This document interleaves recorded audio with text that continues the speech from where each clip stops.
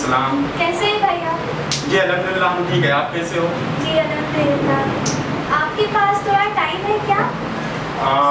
Actual के अंदर मेरे पास में टाइम नहीं है, मैं अभी ऑफिस के अंदर हूँ। बोलिए क्या काम था? अच्छा, आपसे मिलना था मुझे। अच्छा ठीक है, ऑफिस के बाद आ जाइए घर पर, आकर बात करते हैं। जी।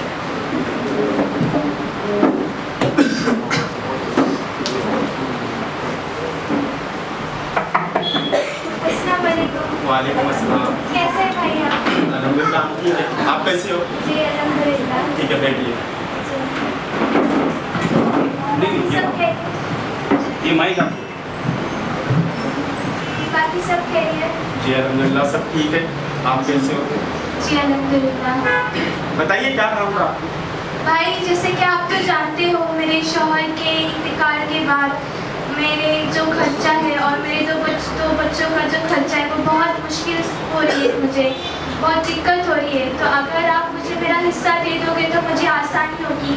मैं कोई छोटा मोटा कारोबार शुरू करके मैं मेरा खर्चा हैंडल कर सकती हूँ। अच्छा, किस बात का हिस्सा? कैसा हिस्सा? कुछ हिस्सा नहीं है। भाई आप इतना गुस्सा क्यों कर रहे हो? मैंने इसे क्या कह दिया? अब्बा के विरासत से पहले अब्बा ने मुझे कहा था कि मेरे विरासत में से मैं आपको थोड़ा हिस्सा देने वाला हूँ, तो मैं आपको बस वही तो मांग रही हूँ। हिस्सा कुछ नहीं है। हिस्सा किस बात का है? जब आपकी शादी की है तो पापा ने जब विरासत के अंदर से आपकी शादी की, उसके अंदर इतना खर्चा किया हम लोग ने कि हम पूरे नंगे हो चुके हैं। मतलब हमारे पास एक फूटी कौड़ी नहीं आपको देने के लिए। और किस बात का हिस्सा? भाई आप ऐसे कैसे बोल सकते हो? मेरे शादी में जो खर्चा हुआ था वो उन्होंने उनकी खुशियों के लिए करा था, तो आप ऐसे कैसे कह सकते हो? देखो बहन, आप मेरे घर पर आइए, 2 वक्त का खाना खाइए, आपको राशन दूंगा, आपको बच्चों के लिए पैसे दूंगा, लेकिन विरासत की बात आप बिल्कुल भी मत करिए, क्योंकि ऑलरेडी आपको हमने आपकी शादी के अंदर बहुत कुछ खर्चा कर चुके हैं, वो भी विरासत के अंदर से ही किए थे। हम आपको 1 रुपया भी नहीं देंगे और ना ही विरासत के अंदर से एक चीज भी नहीं डालेंगे। भाई आप ऐसे कैसे कर सकते हो? कुरान में लड़कियों को हिस्सा देना ये कुरान में लिखा हुआ है, और विरासत ये लड़कियों का हक है, और कुरान थोड़ी ना झूठ बोल सकता है। मैं कहाँ कह रहा हूँ कि कुरान गलत बोल रहा है? कुरान सही बोल रहा है, और सही हिसाब से हमने आपकी शादी भी कराई। विरासत के अंदर से ही हमने कुछ हिस्सा आपके शादी के अंदर लगाए है, तो विरासत के अंदर से लगाए है ना, यानी कि कुरान की हदीस के मुताबिक किया है हमने। ठीक है भाई, मैं मुफ्ती साहब को बुलाती हूँ और वो हदीस और कुरान की रोशनी से ही बोलेंगे। जाइए आप बुलाइए, कौन से मुफ्ती को बुलाते हैं, बात करते हैं उनसे। जाइए बुलाइए।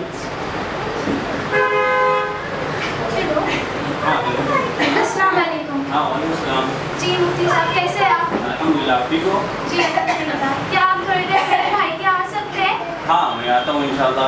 कौन से भाई के यहाँ हैं आप? मेरे छोटे भाई के यहाँ। अच्छा, छोटे भाई के यहाँ हैं। ठीक है मैं आता हूँ।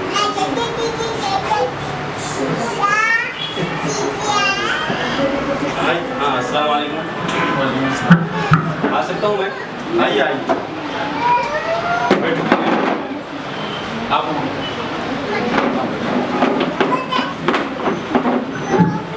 बोलिए मुफ्ती साहब, आप कैसे हो? अल्हम्दुलिल्लाह मैं ठीक हूँ। आप लोग कैसे हो? जी क्या हो गया? क्यों फोन किए थे आपने? कोई मसला है? सब खैर है? जी सब खैर है।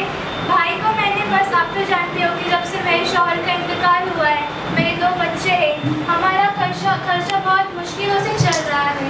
क्या मैंने कहीं कह दिया भाई को कि मेरा जो हिस्सा है आप मुझे वो दे दें, पर भाई कह रहे हैं कि मेरी शादी में जो उन्होंने खर्चा किया बस उतना ही काफी है, हम तुम्हारे को हिस्सा नहीं देंगे। देखिए मुफ्ती साहब, जो विरासत पापा ने जो लगाई थी उसके अंदर से हमने विरासत के अंदर से इसकी शादी की थी।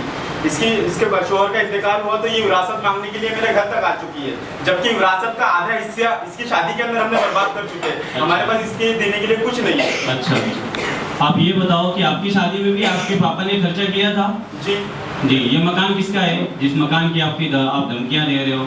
आपने खरीदा है इसको? नहीं, मैंने नहीं खरीदा है। किसका है ये पिताजी का है, पापा का आपके है। अब्बू का है, आपके पिताजी का है। तो उन्होंने आपकी भी शादी करी और आपके बहन की भी शादी करी। हाँ। और दोनों के उसमें शादियों में उन्होंने ही खर्चा उठाया।